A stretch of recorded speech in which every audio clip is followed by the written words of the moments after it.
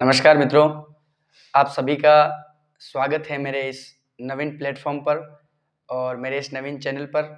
आप सभी से मैं मुखातिब होने के लिए आपकी सेवा में हाजिर हूँ। मेरे इस यूट्यूब चैनल के माध्यम से मैं आप सभी से जुड़ना चाहूँगा और आज के इस शुभ अवसर पर आप सभी से मैं हल्की छोटी-सी बातचीत के साथ शुरुआत करूँगा। उसके बाद मैं अपने मेन टॉपिक पर आऊँगा। क्योंकि देखिए आज हम पहली बार ही इस प्लेटफॉर्म के माध्यम से एक-दूसरे से जुड़ रहे हैं। तो मेरा नाम है गिरीश और मैं आप सभी से यूट्यूब चैनल के माध्यम से जुड़ रहा हूँ और मैं एक एजुकेटर के रूप में भूमिका निभाने जा रहा हूँ। तो चलिए शुरू करते हैं।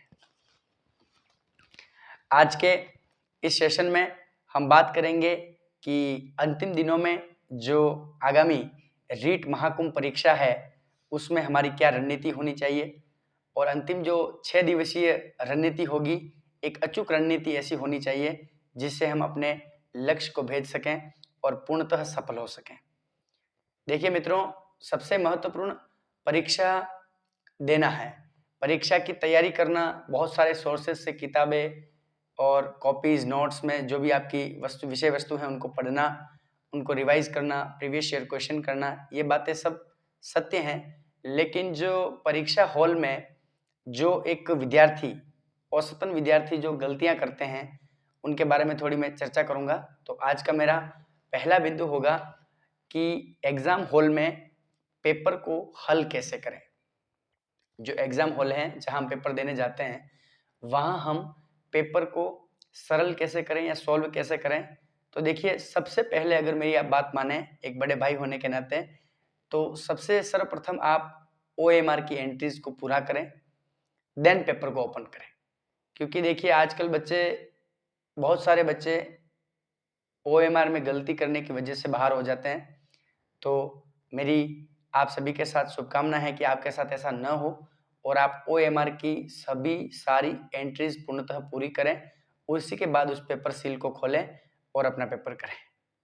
क्योंकि आपने इतनी पढ़ाई की होती है और आपके ऊपर इतना प्रेशर होता है कि आप जल्दबाज़ी में उस पेपर को करने से पहले ही, एंट्रीज़ करने से पहले ही पेपर में घुस जाते हैं कि कौन-सा प्रश्न है, कौन-सा प्रश्न नहीं है। उसके चक्कर में आप कहीं न कहीं अपने आप के आत्मविश्वास पर चोट कर रहे हैं।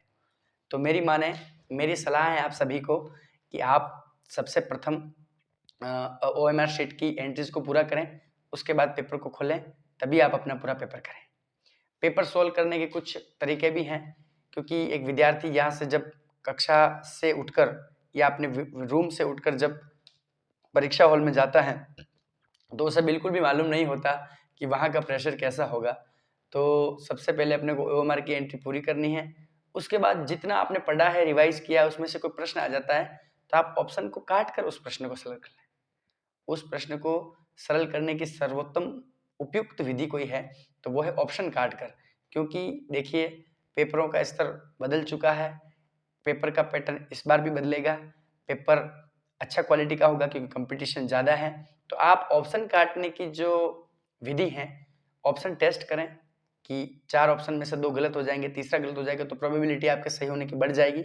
इससे आपको आत्मविश्वास आएगा और आत्मविश्वास ज्यों-ज्यों आप प्रश्न करते जाएँगे, आपका आत्मविश्वास बढ़ता जाएगा और धीरे-धीरे आप अपने लक्ष्य की ओर बढ़ेंगे। तो रीट पात्रता परीक्षा में L1 के लिए आप सभी के लिए 5 भाग हैं उसमें, 30-30 अंकों के 5 भाग हैं, कुल 150 प्रश्न हैं और 150 अंक है। कोई उसमें नेगेटिव मार्किंग नहीं है, तो आप निसंकोच होके अपने समय का पूरा ख्याल रखें और समय के साथ ही 150 प्रश्नों को सॉल्व करके अपने लक्ष्य की ओर बढ़ें। क्योंकि देखिए, बहुत सारे स्टूडेंट पहली बार इस एग्ज़ाम को देने जा रहे हैं और उन्हीं के लिए मैं आपसे मुखातिब होने जा रहा हूँ। क्योंकि जो प्रथम बार एग्ज़ाम देते हैं, ना तो उनके समय की क्वालिटी सही होती है, समय और पेपर में वो दोनों में मिसमैच कर जाते हैं। या तो समय कम पड़ जाता है या पेपर के प्रश्नों की लेंदी होने की वजह से उनके प्रश्न पूरे नहीं हो पाते हैं। दोनों के इस विभेद में कहीं न कहीं वो पात्रता से चूक जाते हैं और बार-बार आपको सभी एजुकेटर बताते हैं कि इस बार की पात्रता को आपको बिल्कुल भी सरल में नहीं लेना है, क्योंकि पात्रता में अगर आप सफल नहीं हुए, तो एक भावी शिक्षक बनने की अयोग्यताएँ आप अपने पास रख लेंगे। तो प्लीज़ करके आप सभी सबसे पहले ये ध्यान रखें कि OMR की एंट्री करें, उसके बाद पेपर को सॉल्व करने की बात करें। उसके बाद अगली बात आती है कि सर हम पेपर को कर लेंगे, गोले एक एक भरें। तो कुछ बच्चे ऐसे होते हैं जो क्रमानुसार भरते हैं, एक प्रश्न किया, एक गोला भरा, लेकिन मुझे ऐसा ये उपयुक्त तरीका नहीं लगता है। हो सकता है ये सही तरीका हो सकता है, लेकिन उपयुक्त नहीं है, क्योंकि इसका कारण ये है कि आपका उसमें समय ज़्यादा लगेगा। आप 15 से 20-30 प्रश्न कीजिए, उसके बाद गोले भरिए, वापस 15-20 प्रश्न कीजिए, फिर गोले भरिए। इससे क्या आपको पेपर का स्तर समझ में आएगा, पेपर में आप के दिमाग में है जो पेपर के प्रति आत्मविश्वास बढ़ेगा और धीरे धीरे आपका आत्मविश्वास इंक्रीज होगा और आप उसमें फ्री महसूस करेंगे। तो आप सभी ये पेपर सॉल्व करने के तरीके हैं, तो आप खास करके इनको ध्यान रखें। और अगला जो बिंदु है मेरा वो है कि एग्ज़ाम हॉल में जब आप परीक्षा देने जा रहे हैं या उस एग्ज़ाम हॉल में पहुंच चुके हैं, तो आप उस प्रेशर को हैंडल कैसे करें, क्योंकि वहाँ इतना प्रेशर होता है कि बहुत सारे बच्चे उस प्रेशर से ही डगमगा जाते हैं। तो मित्रों, आपको सावधानी रखनी है, प्रेशर बिल्कुल भी अपने ऊपर नहीं लेना है, नकारात्मकता से तो बिल्कुल दूर रहना है। आपका होगा सिलेक्शन, आपको पात्रता मिलेगी, ये निश्चित है, यह आपने ठान लिया है। क्योंकि आप अगर ठान लेंगे तो उसमें जीत है और आपने अगर ठान लिया तो उसमें हार है। तो क्योंकि मेरा कर्तव्य बनता है कि आपको एक परीक्षा से पहले मार्गदर्शन दूं, तो आप अपने आप में एक जीत को ठान लें और ये कंफर्म कर लें कि मैं बिल्कुल फ्री हूं और बिल्कुल नकारात्मक व्यक्ति या नकारात्मक सोच से मैं दूर रहा और यहाँ बिल्कुल पॉजिटिविटी बनाए रखूंगा। अपने माता पिता से बड़ा मोटिवेशन कोई हो नहीं सकता, तो अपने माता पिता की जो तस्वीर है वो अपने दिल में रखिए और दिल में रखने के बाद अपने इष्ट देव को याद कीजिए और फिर पेपर खोलिए, देखिए आपका कैसा बेड़ा पार होता है। क्योंकि सकारात्मकता माता पिता की तस्वीर ये आपके लिए बूस्टर मोटिवेशन हो सकता है। इससे बड़ा मोटिवेशन इस दुनिया में, इस धरती पर कोई बना ही नहीं है, क्योंकि अपनी परिस्थितियां ही अपने आप को आगे ले जाती है, अपने आप को मोटिवेट करती हैं। तो इसी बीच मित्रों, ये 2 पॉइंट आपको समझ में आ गए होंगे कि एग्जाम में पेपर को सॉल्व कैसे करना है और एक प्रेशर हैंडल कैसे करना है। एग्जाम हॉल का प्रेशर अगर आपने हैंडल कर लिया तो आप 50% आपकी जंग वहीं जीत गए हैं। आपने रिवीजन कर लिया, आपने पढ़ाई कर ली और पेपर का प्रेशर नहीं हैंडल कर पाए तो निश्चित ही आपको कहीं ना कहीं चोट पहुंचेगी। तो प्लीज़ मेरी बात को ध्यान रखें कि प्रेशर हैंडल करने के लिए आप अपने आप को सकारात्मक रखें, अपने माता पिता को याद करें और माता पिता की तस्वीर रखें। उसके बाद मित्रों, अगला पॉइंट है कि बहुत सारे बच्चों का कमेंट आता है या बहुत सारे बच्चे मुझसे पूछते हैं कि सर हमारा सिलेबस पूर्ण नहीं हुआ, क्या हम पात्रता क्लियर कर पाएंगे, हमारा सिलेबस कब पूरा होगा।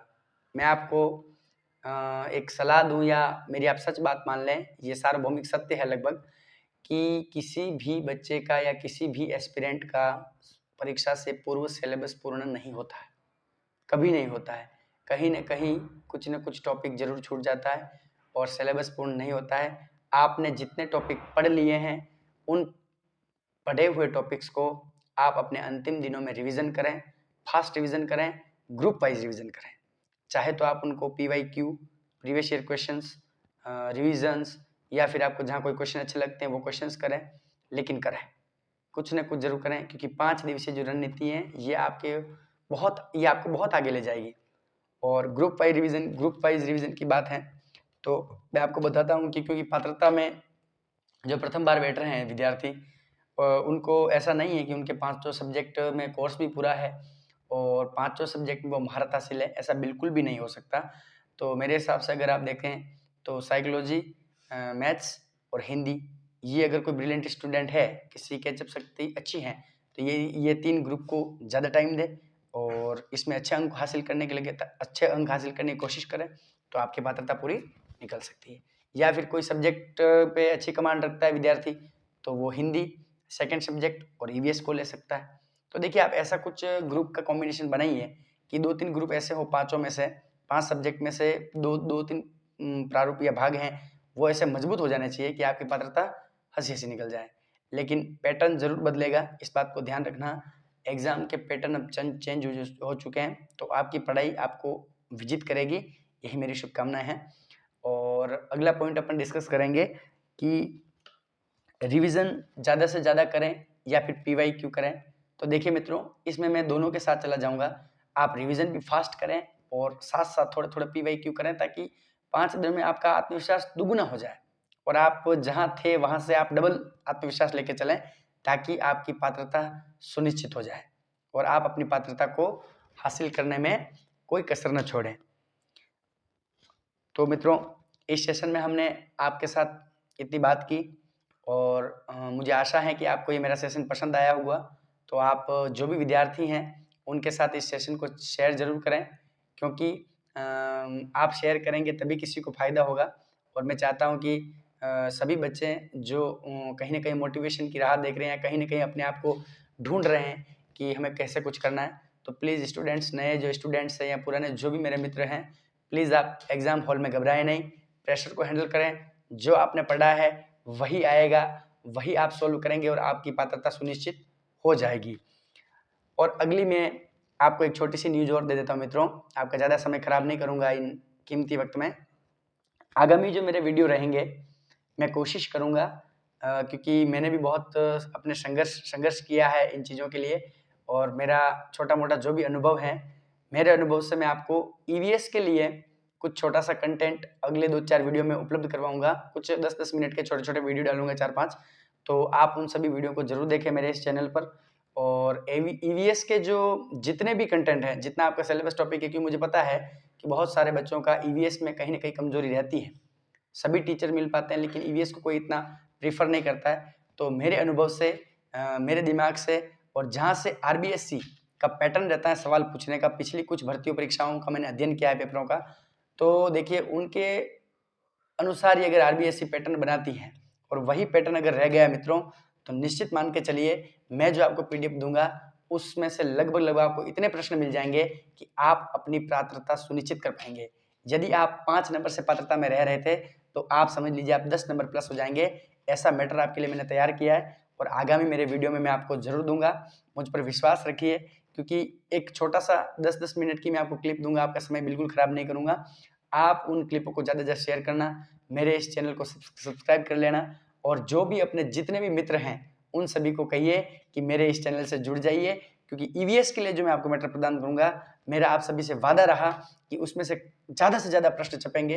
ये नहीं कह सकता कि 30 में से 30 छपेंगे, लेकिन आशा ही नहीं तो पूर्ण विश्वास है कि मेरे उस कंटेंट से बहुत सारे प्रश्न आपको परीक्षा हॉल में देखने को मिलेंगे, जो काफ़ी सरल भी होंगे, रोचक भी होंगे और बहुत ही जटिल भी हो सकते हैं। तो चलिए मित्रों, मिलते हैं अगले वीडियो में, और आप सब मेरा इंतज़ार करिए। मुझे भी इंतज़ार है आपके उस पेपर का, और जब आप L1 का पेपर खोलेंगे तब मेरा चेहरा ज़रूर याद कर पाएँगे। आज के लिए इतना ही, मिलते हैं अगले वीडियो में। जय हिंद।